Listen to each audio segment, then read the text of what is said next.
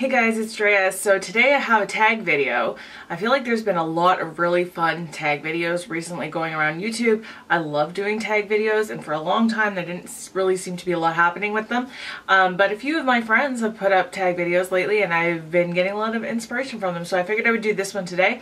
This one is created by MissHollyBerries. I've talked about her many times before on my channel. I love her. She puts out really good content. So go check out her channel if you have never checked it out before. I'll link everything down in the description bar, of course. So she made up the Unpopular Makeup Opinions tag, and I think it's a really good thing because I don't know, sometimes I feel like I want to give you guys all the goodness, all the good stuff, and I don't like to be negative, but at the same time sometimes you need to know about the negative stuff, or at least what I feel is like bad. You can take it with a grain of salt. You can decide you don't like my opinion. That's, I think, what this whole tag is about. Like, it's unpopular opinions. But at the same time, these are opinions that I have, and I think maybe I should become a little less filtered. The first question is pretty tame. A popular product that you don't like. Okay, I actually have a couple. The first one is this. This is the By Terry Hyaluronic Hydra Powder. So this one seems to be universally loved by so many people. I respect their opinions on YouTube. Kristin Gehm loves it. Emily Noel loves it. I'm pretty sure even Holly has tried this and said she likes it. Anyway, this just does not work for me. This is one heck of an expensive powder, and I decided to jump in because I really love to have a perfected under eye. I used this in a first impressions video, and it was one of the weirdest phenomenons I've ever experienced on my face, and I've tried it since then and it keeps happening. So basically, you can really go too far too fast with this product. If you use a lot of it, you're gonna get intense flashback. It does this weird thing on my face where if I get it anywhere near this area here, anywhere where I'm gonna highlight, no powder will go over top of it. So for example, if I set my under eye with it normally like I would, like all this way, and then I go to highlight my brow bone right here, you're gonna have this weirdness where nothing is going to go on to that area that I put the powder on. And you're going to have highlighter like here and then here. I hope that makes sense. I don't know if it does that to anybody else. I have tried and experimented with using less and less and less of it, and it still happens to me. So I just can't get on board with this powder. It just does not work for me. Another product that I just have tried so many times to love and doesn't work is the CoverGirl 3-in-1 foundation. I'll put a picture because I don't have it in front of me, but that just settles in my pores. Like, I always hear that oily people love it, and you know I'm super oily, but it settles into my pores. It makes me look so dried out and cakey. Doesn't work for me at all. So that would definitely be the second one for sure. So question number 2 is a product everybody hates but you love. I have struggled thinking about this, and there's really nothing that I can think of. I'm really sorry. And probably as soon as I'm done filming this, I'll think of something, or tomorrow. But right now, I just can't think of anything that like people hate that I love. There's definitely underrated products that I love, but that's a question that comes later, so we'll get to that. Question number 3, expensive eyeshadows, are they worth it? I don't know if it's an unpopular opinion to say yes or no. I feel like this is just one way or the other. So here's my take on it. If you're a makeup enthusiast and you're a collector and you just love playing with different formulas, colors, and experimenting, then yes, it's worth it. It's definitely worth it if you just like to have a big collection and you like to play around with a bunch of different things.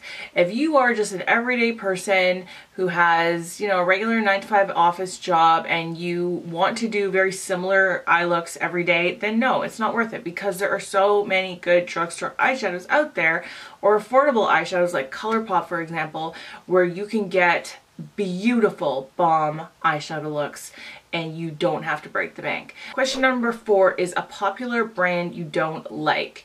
There's nothing really that I could think of besides one, which is a drugstore brand that I never really gravitate towards ever, and that's Revlon. I don't really have anything in my collection from Revlon. Maybe a couple lipsticks. I just can't think of anything that I really use from them. I used to think, back when I was like a teenager, I used to think they were the most like amazing. You remember when Cindy Crawford was like their spokesgirl? I used to think they were like the most amazing brand and they were the best. But nowadays there's nothing about Revlon that attracts me to it, and I walk by it every time I'm in the drugstore. Question number 5 is a trend you can't get on board with. There's two. The first one that occurred to me is that 100 layers thing, and that's kind of over with. But at the time, I remember thinking there were only 2 of those videos that were worth watching. The first one was simply Nailogical's first original 100 layers of nail polish video. That's how she blew up on YouTube. That is a hilarious video. If you've never seen it before, go watch it. She is super, super funny. The thing about Simply Nailogical Kristin is that she puts so much work into her editing. It's something to really aspire to if you're a YouTuber. She does such good things with editing. And the second one was Jenna Marbles. Like, she basically took the 100 layers challenge, turned it over on its head, and just blew it up, and nobody could do anything after that because she did like 5 things at once in one video, and it was absolutely ridiculous, but so hilarious. And that's kind of how I got back into her channel too, is watching that one. But the people who are doing 100 layers of foundation and 100 layers of, I don't know, highlighter, it's like, what is the point at a certain point? Like, I feel like those videos, you really need to have the personality and the sense of humor for it to be worth watching. Otherwise, we're just watching you put like all this foundation on your face. Why would we need to watch that? The second answer that I have to this question, a trend you can't get on board with, it's not necessarily a trend, but I just want to spout off for a second about Instagram in general. I'm kind of over Instagram. I really am. I do post pictures there still, and I do like using Instagram stories. I like watching my friends on Instagram stories, and I think that's great. But Instagram in general, I think, can be very destructive to your self-esteem. Do you ever find yourself on Instagram scrolling and starting to get angry, starting to get like envious, starting to feel like, why does she have that and I don't? Why does she get this? Or why are they, like, there's so much wealth and lux and luxury and fakery on Instagram that I feel like it's really detrimental to a lot of people. And sometimes I feel like I start feeling those feelings creep in when I'm on Instagram, and I need to shut it off because I start feeling bad about myself when I scroll through some of these pictures. So I'm just going to put that out there. Let me know, do you ever feel that way? Because I certainly do. And I just feel like Instagram trends go so far, and there's so much to live up to, and nobody can possibly live up to the perfection that is presented on Instagram. Question number 6, a trend you didn't like at first but now love. I think number 1 thing that occurred to me was just liquid lipstick. And I think liquid lipstick kind of blew up more than ever when ColourPop came about with their ultra mattes. I think because it was so affordable. I think Kat Von D also at the same time.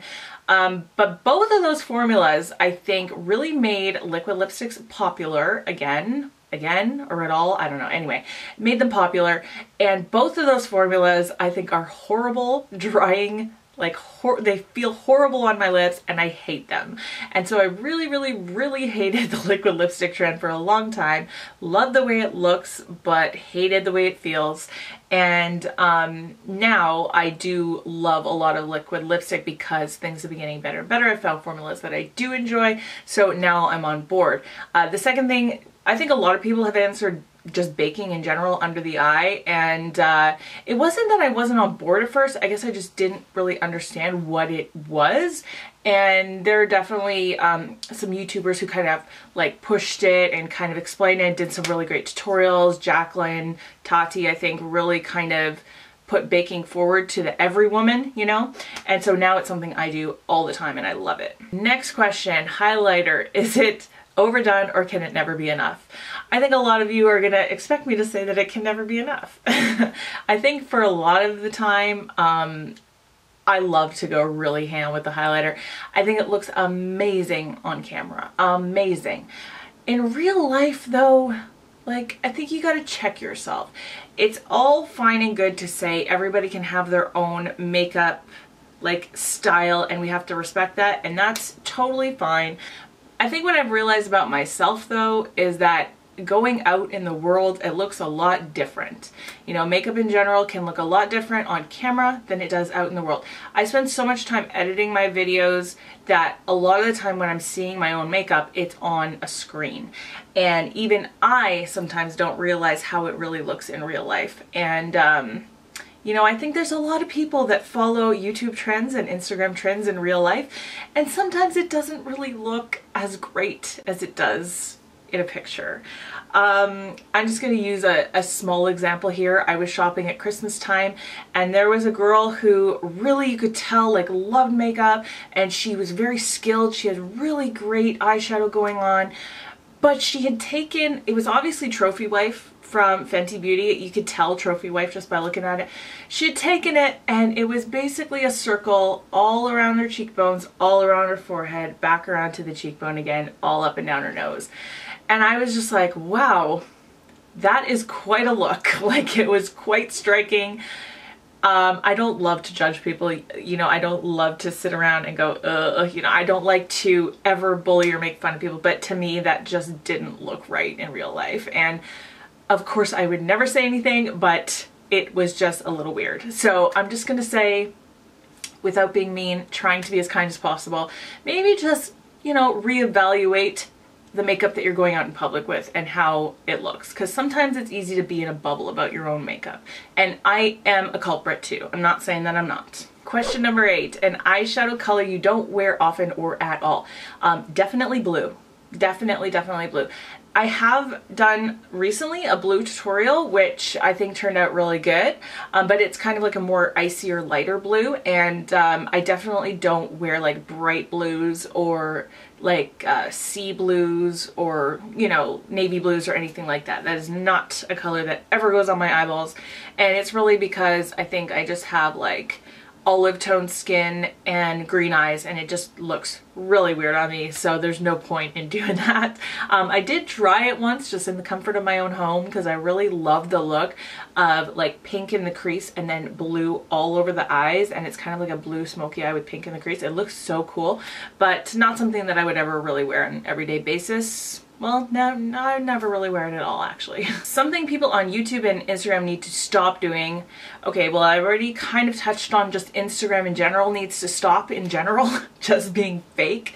You know, just heavily filtering everything and presenting this ideal that is not reality at all, that so many people try to live up to, but we just can't. So I've already been there. So I'm just gonna say in general, I think there are so many girls who have, and guys too, I guess, but have beautiful skin, like perfect skin that covered up with full coverage foundation.